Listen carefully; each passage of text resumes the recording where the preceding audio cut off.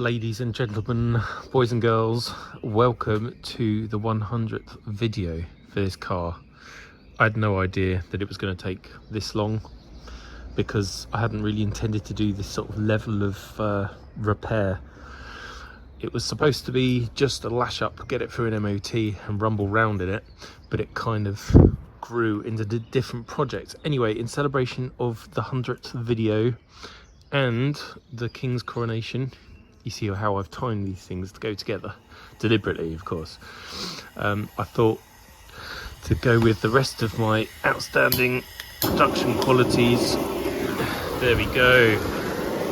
Map gas to the rescue. Indoor firework, outdoors. Enjoy. This is about as exciting as it's going to get.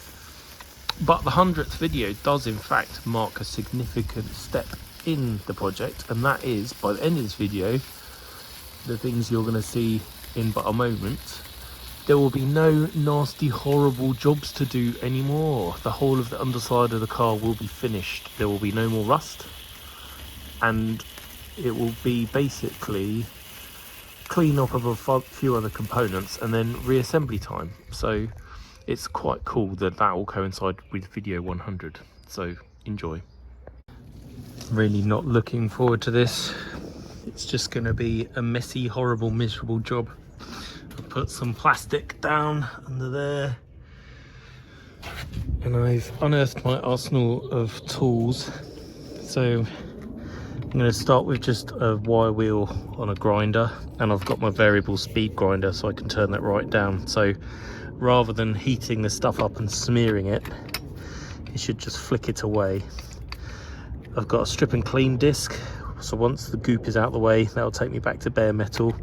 I've got lots of other little grind and wire disky things.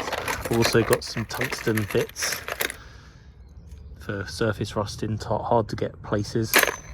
And then I've got my power file or finger sander. I bought a brand new one because the old one died. These are shite. They're useful, but being Silverline, it doesn't work brilliantly well. And I found the last one, it just overheated, melted something plastic in there, and then died quite quickly. But for the money, it does have variable speed, which is good. You just have not to push too hard or side load it, I guess. But you know, for the money, it's all right. So I'm gonna go and put some more clothes on, maybe a hat. I've got some goggles because I don't want barbs off that stuck in my eyeballs again.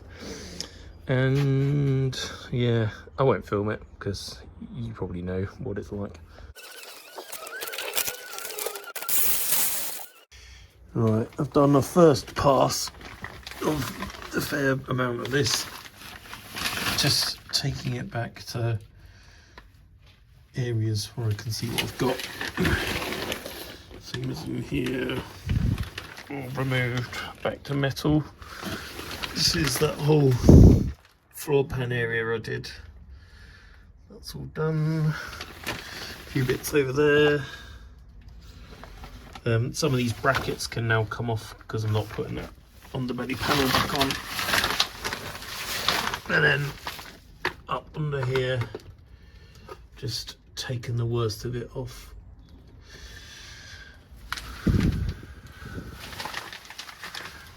So that's first pass, but I've worn my little disc thing out, and I need to go and get something a bit more aggressive to do some of the keying up on these bits. I need to close up these seams as well, just tap them shut with a hammer. Just finished round 2. This really isn't a fun job. So I've been cleaning up bits of weld. The boot floor I'll do later from the other side. Just concentrating on what I can get to under here at the moment. This is the whole rear trailing arm area. Obviously a bit of seams to smash closed. Some rust to treat, but it's all areas that have been repaired from the other side, so I know all of that's good. Then all of this heel board area, that was already done. This side, pretty much good to go. Again, a few more welds to close shut and seam seal. Under here, cleaned off. Up under here, all along is nice. But excuse the cobbledy bits, again a few more seams to hammer shut. All of this is just splatter from the underseal warming up and then coming off. And then through there, that's all nice as well. So I'm gonna carry on doing what I'm doing. Up the front here, that's all lovely. Again, seems to smash shut. Same on this side, that's all rubbed back. So now I need to go and get a sanding disc on a grinder, do it all again, and just keep on doing it really. Got loads of flap wheels, so I'll just shove another one of those. Start with probably the rougher one. I don't know, maybe mid-grained one. What's that, 80 grit? Yeah, 80 grit, use that one. But this will be probably 4 or 5 passes before I even get to the point of putting some hydrate 80 on those last rusty bits and closing the seams. Right then, we are probably towards the end of the cleanup. By no means finished, but we have got nice clean metal around all of the bits that I wanted cleaned up at this stage. I have started doing a bit with a finger sander. I'm not quite finished. It's very useful for getting into the little nooks and crannies that you can't get into with the big grinder. But so all along this edge, what I need picked off has been picked off, all the way through to the front. This part, that's all cleaned up, same along there, and then over this side, cleaned up all the way through and up under there as well. It still needs a little bit more, but what I'm going to do now is get the hydrate 80 out and treat any of these areas where there's a tiny bit of surface rust. Then it will dry overnight. Tomorrow I can come in and braid it all up again really rough, degrease it, and then put the epoxy on by brush, and then hopefully that'll go off over a day or so, which means bank holiday Monday I can come in and do the stone chipping. It might be that tomorrow morning I take those wheels and tyres out from under there. They're there incidentally to stop the car landing on me if these axle stands fail, so it won't actually kill me, it'll just hurt a bit, but we haven't died yet, so signs are good. Yes, so I'm gonna go and clean up because I've probably, well, I won't clean up right away, I've got the hydrate 80 to do, but I'm absolutely covered in shite. This is what the floor looks like now. Nice. Oh my god, hydrate 80. I love this stuff, but working upside down with something that's quite runny is problematic. But we have achieved lots today. It may not appear like I have because it's not amazingly transformative, but I know it's done, you know it's done, and really that's kind of all that matters. So I got a nice good surface to put my epoxy on tomorrow. The horrible cleaning work is done. I'm now completely covered in crap and paint and stuff, but good day, really. Lots of cleaning up to do, but I'll leave that till tomorrow. Now I'm going to go and drink cider, eat pork scratchings, and play World of Tanks, which some of you may never have heard of, but it's the best game ever. Bye. My little tank just got blown up, so I'm going to tear myself away from World of Tanks and take my beer and show you the underside of the car. I haven't tied it up yet. It's still a scene of devastation. After all the grub that got on me, I kind of thought, screw it, I'm going in. But all of the Hydrate 80 has gone off already, which is quite impressive. It's quite a warm day today.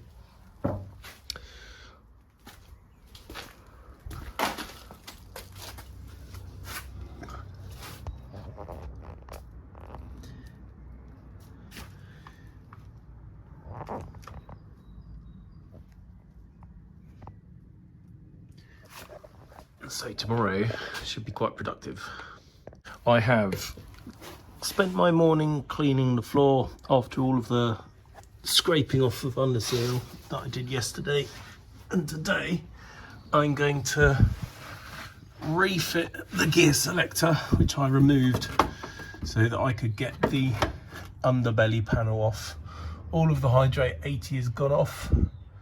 Once the selector is back up and in position, I'll get back under here with an aggressive sanding disc and get a good key, mechanical key for the Jotun to go on, which I'll probably bore you with later on when I'm discussing what exactly it is. But first job, put selector back on. So I've got all of my bits and pieces. These are the new rubbers. They went on when I well, I didn't rebuild the gearbox, but I changed the seals and I changed the pump. So when I did that, I fitted new stiffer rubber bushes, because these normally get soaked in engine oil and then they turn to jelly and fall apart and you get a really crap gear change. The downside is obviously this is a diesel. These are the poly ones. These are really hard and the diesel will rattle a lot. So there will be plenty of gear knob jibber when this is in there, vibrations and things, but I'd rather have the vibrations and a decent gear shift than I would a big sloppy gearbox. So anyway, I shall now install that, get it back in position, get the gearbox back up and in, fit my mount. That's still looking quite nice since last time I painted it up, so that can go straight back in. That's the big spacer and that's the bottom cover. Selector and mount in. Mount's not done up yet. These are the spacer plates and special bolts that go and hold the mount to the underside of the transmission tunnel. But these bolts are worth mentioning because they're quite clever. They're what's known as trilobular. So when you look at it end on, and I might have bored you with this in a previous video when I was doing the gearbox, but they're actually triangular profile rather than round. So I don't know whether you can see that, but it's got 3 flanks and they're called trilobular or tap tight or self-cutting bolts. And basically they're mean little things. They look like a complete bitch and they don't rattle loose. Rather than like a purely uniform stress, it digs in with the 3 points. And so if you're under here and you can't find your original bolts, you can use a normal bolt, but put lots of thread lock on it and maybe a spring washer or something, because these don't come undone, whereas like a aftermarket replacement bolt might if you're not lucky. So there you go, back up in here. And they can sometimes be a pain because of their nature. They don't want to screw in nicely, so give them a jiggle and they usually go. So I've got my finger sander. I've put a brand new rough aggressive grit belt on, and I'm just going to go over everything where there is going to be epoxy and scuff it up. It's not got to be beautiful, it just has to be rough. I'm using that rather than the sand sanding disc on the grinder because this produces less sparks. If you use the flat bit, you can get across large surfaces. If you use the tip, you can get into all the areas. And I've got a load of spare blades for this now, or belts. So not going to record it, but basically I'll do that the whole of the underside where I'm going to put the epoxy and bits and pieces. I mean, I've already scuffed this up, but I might do a few little tickles again. Just double check everything. And then I'll start mixing epoxy. I'll probably go and have a cup of tea first, but then I'll mix epoxy. Then when the epoxy's done, I can seam seal and then do some brushable seam sealer over some of the detailed bits. The boot floor was extensively bare metalled, but I'm doing it again because I kind of want it looking as good as it can be. The stone chip on the sills is pretty good, apart from on the other side where there was a few plug welds that I asked them to rub down. They didn't quite get around to doing it, so, but I'm not sure I can be bothered to re-stone chip the sills, because then I would have to do the full length for both sides, which would be a pain, so I might leave that. Only a spotter will know. But yeah, that's what I'm going to do now. And now the bit I've been waiting for quite a long time and looking forward to similarly. Jotun Jotamastic 90. This replaced the 87 that I used on other bits of the car. But basically, it's a 2-part epoxy, and they sell it really for painting stuff in marine environments. So it's basically incredibly tough. It can go over pretty much anything as long as it's got a good mechanical key. And what I'm going to do is mix up quite a lot and see how far it gets me, but I would imagine I'll have to do sort of maybe not quite a litre to do all of the underside of the car. When I say all of the underside, I mean the bits I've cleaned off. Probably not even that much. We'll see how we get on. But basically, you mix it up, 3.5 parts of that to 1 part of that. I think it's meant to be by weight, but I'm just doing it by volume in my mixing cup. You stir it before, you stir that one anyway before, because it can sediment out, so it's a bit thicker at the bottom, so give it a damn good stir. Decant that into there, then a bit of that, stir it up, and then leave it in the pot for 10 minutes to start the catalyst action, and then gob it on, wait a few hours, and hopefully then I can seam seal over the top of it. So this pot I think I bought about 4 months ago, perhaps, and it was given a damn good stir there, but you can see there's almost like a clear oil on the top and then the pigment underneath, so that's why you need to give it a really good stir. And I've learned from experience that you get really thick sediment in the bottom corners. Ugh, big chunky stuff. So basically every time I open the pot, I make sure I agitate the bottom to get that up, so that in subsequent stirs it's not quite so problematic. That's in the pot, all stirred up, ready to go. I'm probably going to start at the back and areas that I can get to easiest. That might not make sense, but I will invariably dribble that on myself, and I'd rather do the bits where I know I'm going to dribble it on myself last, because then I've got less to wait until I can clean up and wipe it all off myself. So if I do the easy bits first, try not to get it on myself then do the difficult bits at the front in the transmission tunnel later. So far all I've managed to do is this area, and in around that wheel arch lip again, and a bit under the back of the boot floor, just touching in bits that got missed.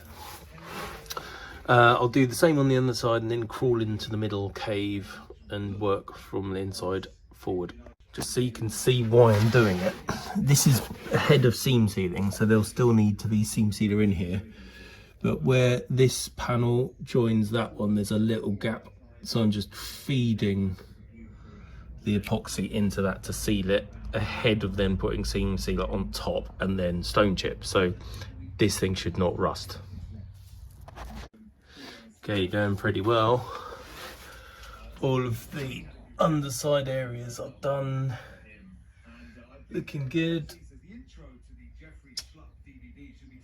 And then I've made a start over here as well. It's still safe to climb through this bit. Haven't spilled too much paint, but yeah, you can see all of this is done through up to there. Now I need to do that little area and work my way across to the front and then back down this side. I'm about maybe halfway through that pot. I've done this bit over here as well. It's time consuming, laborious and very awkward, and most of my hair is now full of the stuff. Never mind. As I'm doing it, I'm really trying to poke it into seams, like kind of brushing it and then dabbing it to get it in there to ensure there's nothing left unprotected. So if I can get this in there before I even do the seam sealing, it should end up really good, watertight. So that bit with a brush of seam sealer along there, they should all look like pretty much invisible repairs, and you wouldn't know that this car was basically a patchwork when I started. The epoxy's so tough that you don't actually need to put stone chip over the top. I'm doing it really more for appearances than I am for weather protection. And it sounds silly because you'll never see it until it's on the MOT ramp or you're under here fixing something else. Well, you may hopefully on this car never have to fix anything because it's all been fixed, but you know what I mean. It makes it look so much better when it's all one colour.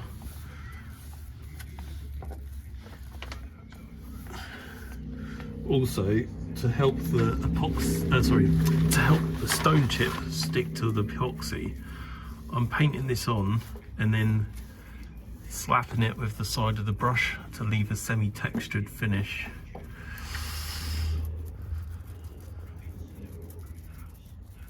Because then the stone chip hopefully should pick up on it a bit better. I was trying to film again with the GoPro, despite buying a new battery, bringing that down here with me. It still says low battery mode and then refuses to do anything. In fact, that's it just turning off in the background. I did try and use it, but it's just a twat of a thing. Pretty happy with that. It's a big step forward. The whole of the underside is done. Also done the wheel lips in a couple of places.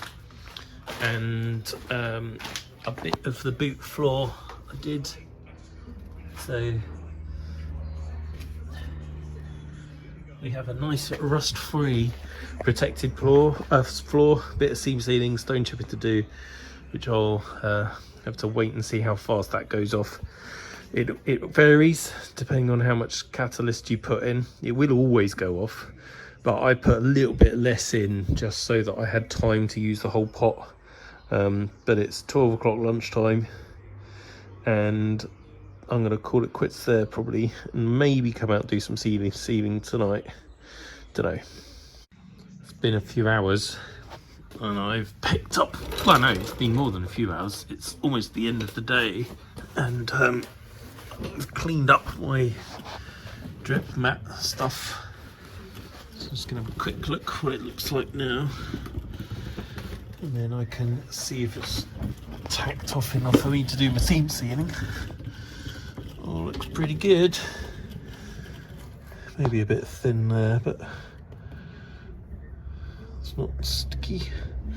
So I think I will make a start on the seam sealing.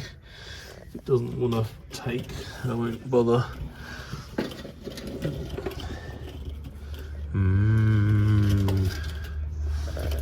It's very satisfying to have it in this stage. I remember back to when I had this car first, in that car park, working on it there, and how shite it was. This is one very solid SD1 now.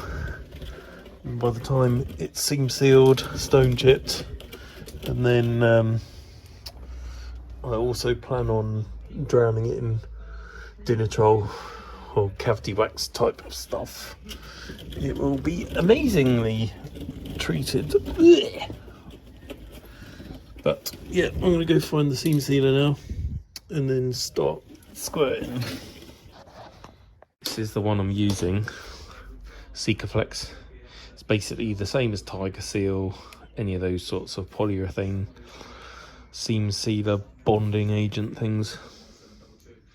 So I'll put some gloves on. I've left the fine tip on because there's going to be a few areas where I really want to poke it in and squirt it, then brush it smooth after. The only downside with black seam sealer or polyurethane is it's difficult to see where you've done and where you need to go back and do. I usually pick a different colour, but the reason I started with this one is because it was already in the gun. But it is still deeply satisfying to do. I'm glad that I made the body shop put these bungs back in. Just makes it look that much more original, even if some of the seam seal lines aren't original. On a lot of SD1s this wasn't seam sealed anyway, but it does just make it look better, give it a little bit more protection. It's also quite fun.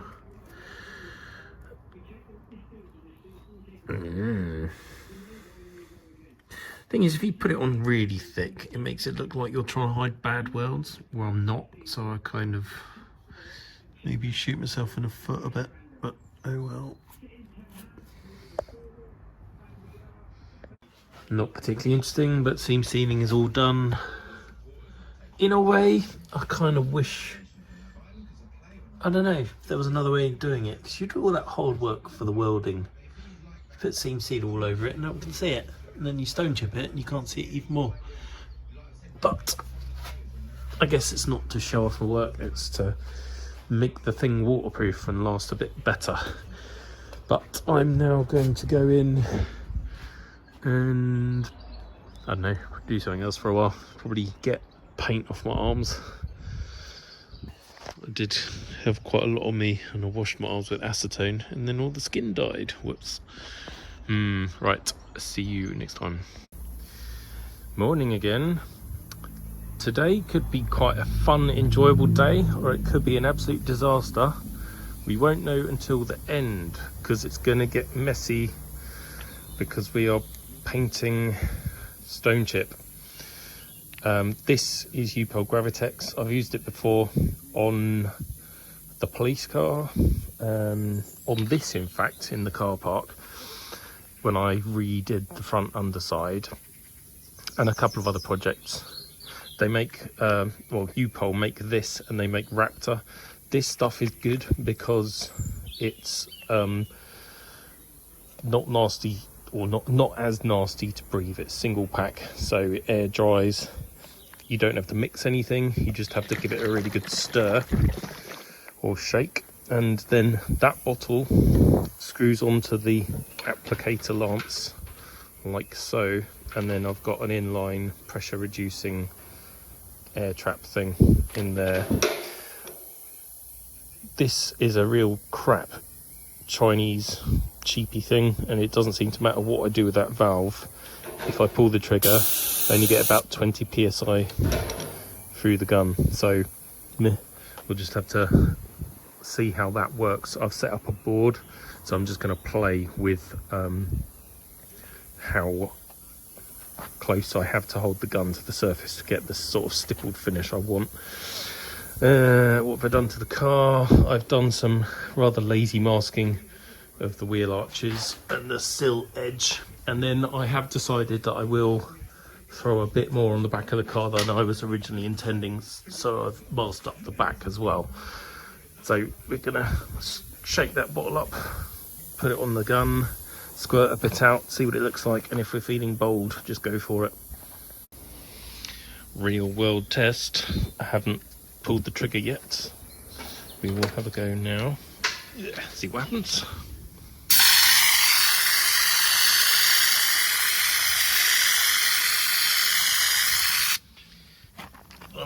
kind of looks like I wanted it to look. If I go close, get that sort of finish. Farther away,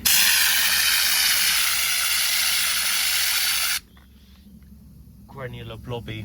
So a lot of this is going to end up as it ends up because I don't have a lot of height under the car, and of course this will be sticking and clashing with the ground, so we'll just do our best really. I think my cunning plan is to start from this side and shoot onto any surfaces that face this direction, then do the reverse, do the back and that transmission tunnel area, and then finally, once I've got more confidence and my aim, try and do in and around the wheel arch areas which I repaired. So I'm going to set up the GoPro. Batteries have been charging overnight, so it should bloody work, and we'll just give it a go.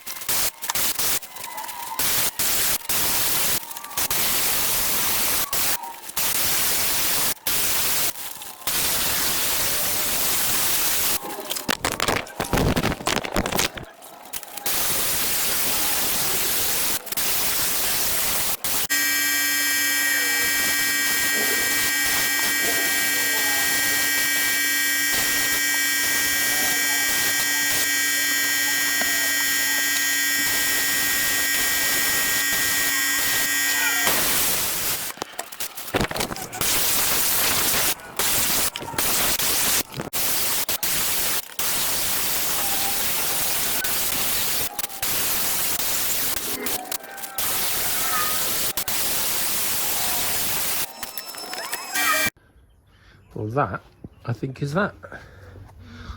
When it dries, it goes a kind of grey colour, so I won't really know if I've missed any bits, particularly at the back.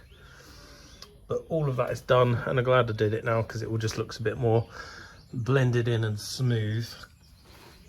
Under here, all done. I'm going to leave it a while because it stinks. So I'm going to go get out of the garage now. I did have my little masky thing on. Whew. So hopefully that did some good. It's been a few hours now. It doesn't smell half as bad in here as it did. So now for a bit of a tour. Started at the rear.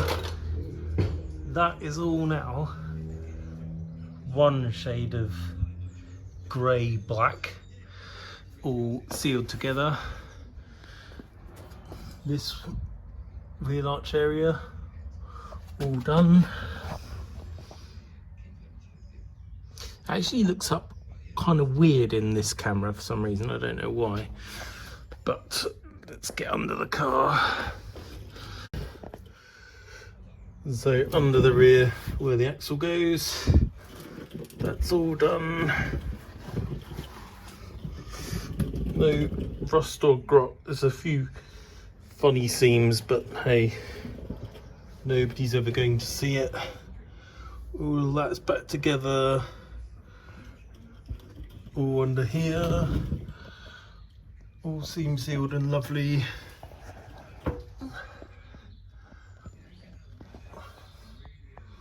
It's a nice stone chair, but then coming along here, again, it make the light, all that white LED is so bright, it's making this look bright white in the camera, but it's dark grey. Let me assure you.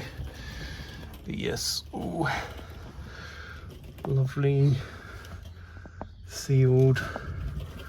These aren't open edges, they're just sort of bits of the seam sealer. It's still soft, so I can actually push it closed. All that's done. Up in there. And this side.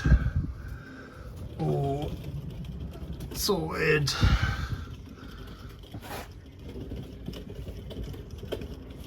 Should work in the movies. It's like a tracking camera. So overall, I'm very happy. I can enjoy the fact that it's all pretty much one colour underneath now, and I think I made the right decision redoing the boot floor, because I know the body shop did it, but it now looks uniform done, which is good. I shall just show you, if I can get off my arse, the front wheel well. Both sides again, I just toshed a bit more in here so it all looks factory and lovely. So next time I can look forward to hopefully cleaning up the rear axle, painting that up, fitting a lot of new rear suspension bushes, and then after the rear end is done, drop the front subframe, all the front suspension, do the sump on the engine, check a few other seals on the engine, new subframe in, put it all back together. Bye.